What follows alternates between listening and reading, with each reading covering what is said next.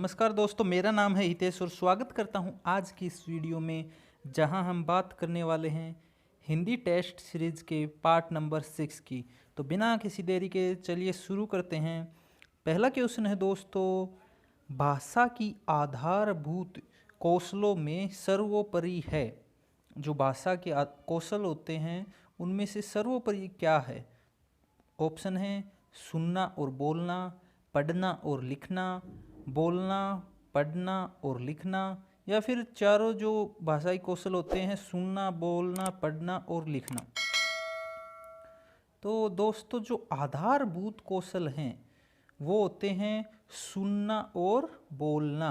तो option number 1 जो है यहाँ पे करेक्ट होगा। चलिए अगले क्वेश्चन को देखते हैं दोस्तों। अगला क्वेश्चन है, लेखन कुशलता का विकास करने में सबसे कम महत्वपूर्ण है। ऑप्शन है प्रतिलिपि, अधूरी कहानी को पूरा करना, कहानी, कविता आदि का सृजनात्मक लेखन, या फिर आंखों देखी घटनाओं को लिखना। तो इसमें सबसे कम महत्वपूर्ण पूछा गया है दोस्तों। तो सबसे कम जो महत्वपूर्ण होगा वो होगा कहानी, कविता इत्यादि को सृजनात्मक रूप से लिखना। Option number 3। अगले क्वेश्चन की तरफ बढ़ते हैं दोस्तों। अगला क्वेश्चन है, सस्वर पठन का मुख्य उद्देश्य है। ऑप्शन है बोल बोल कर पढ़ना, द्रुत गति से पढ़ना, मौन पठन करना, या फिर बोलने संबंधित झिझक समाप्त करना। तो इसका सीधा सा आंसर होगा दोस्तों, जो सस्वर पठन होता है उसका मतलब होता है जो बोलने संबंधी झिझक होती है बच्चों में, उसको ख़त्म करना। अगले क्वेश्चन की तरफ बढ़ते हैं दोस्तों।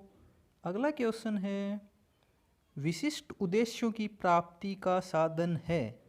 ऑप्शन है पाठ्यक्रम, प्रस्तावना, मूल्यांकन, या फिर परीक्षा।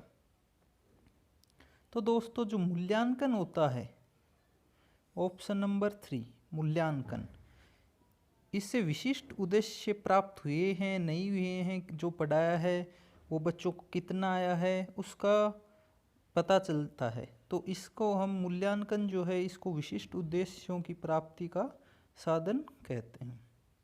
अगला क्वेश्चन देखते हैं दोस्तों। अगला क्वेश्चन है, कौन सा कार्य पहले कराना उचित है। ऑप्शन है वर्णमाला पढ़ना, वर्णमाला लिखना, सुनना, या फिर बोलना। तो दोस्तों इसका जो आंसर होगा वो होगा, सबसे पहले जो बच्चा है वो सुनना सीखता है। Option number 3। उसके बाद बोलना, फिर पढ़ना लिखना, ये तो काफ़ी बाद की बात होती है। तो इसका सबसे पहले जो कार्य करना उचित होता है वो है सुनना। Option number 3। अगला क्वेश्चन देखते हैं। अगला क्वेश्चन है, निदानात्मक परीक्षण के बाद ज़रूरत पड़ती है। ऑप्शन है उपचारात्मक शिक्षण की, व्यापक एवं सतत मूल्यांकन की, क्रियात्मक अनुसंधान की, या फिर मनोविश्लेषणात्मक शिक्षण की। तो दोस्तों जब निदानात्मक परीक्षण होता है, टेस्टिंग हो जाती है, हमें पता चल जाता है कि बच्चे को किस एरिया में क्या दिक्कत है, किस सब्जेक्ट में, किस टॉपिक में है, तो उसके बाद उसकी उपचारात्मक शिक्षण की ज़रूरत पड़ती है उसको। तो ऑप्शन नंबर 1 करेक्ट आंसर होगा। अगला क्वेश्चन देखते हैं दोस्तों। अगला क्वेश्चन है, श्रव्य दृश्य सामग्री का प्रयोग किस शिक्षण सूत्र पर आधारित है। ऑप्शन है स्थूल से सूक्ष्म, मूर्त से, सॉरी दोस्तों ये मूर्ख से मूर्ख लिखा गया, यह आएगा मूर्त से अमूर्त, कॉन्क्रीट टू एब्स्ट्रैक्ट, ये गलती से लिखा गया, यह आएगा मूर्त से अमूर्त यानी कॉन्क्रीट से एब्स्ट्रैक्ट। ऑप्शन नंबर 3 है ज्ञात से अज्ञात, और या फिर ये तीनों उपयुक्त सभी।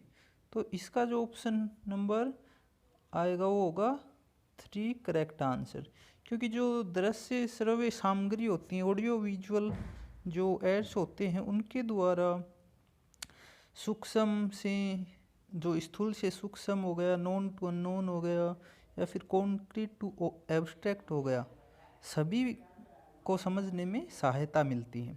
चलिए अगले क्वेश्चन की तरफ बढ़ते हैं दोस्तों। अगला क्वेश्चन है, उच्चारण सुधारने का कार्य किन कक्षाओं में कराना चाहिए।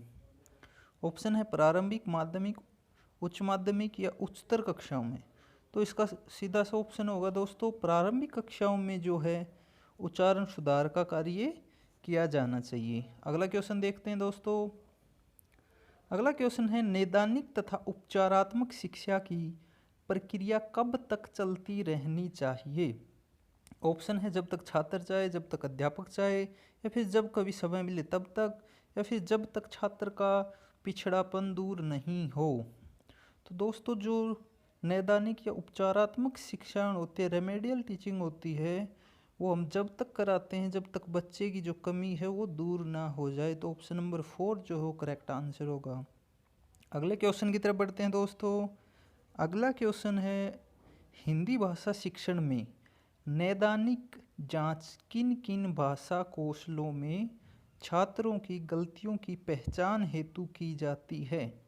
ऑप्शन है सुनना, बोलना एवं लिखना, पढ़ना या फिर उपयुक्त सभी। तो जो नैदानिक जांच होती है दोस्तों वो सभी कौशलों की होती है, जिसमें सुनना, बोलना, लिखना, पढ़ना सभी आ जाते हैं। तो ऑप्शन नंबर 4 जो है करेक्ट आंसर होगा। आज की सीरीज़ में दोस्तों सिर्फ इतना ही। उम्मीद करता हूँ आपको क्वेश्चन सही लगे होंगे। क्वेश्चन अच्छे लगे, आपको वीडियो पसंद आई तो लाइक शेयर सब्सक्राइब कर सकते हैं। अगली वीडियो तक दोस्तों खुश रहिए, मुस्कुराते रहिए। Take care, bye bye.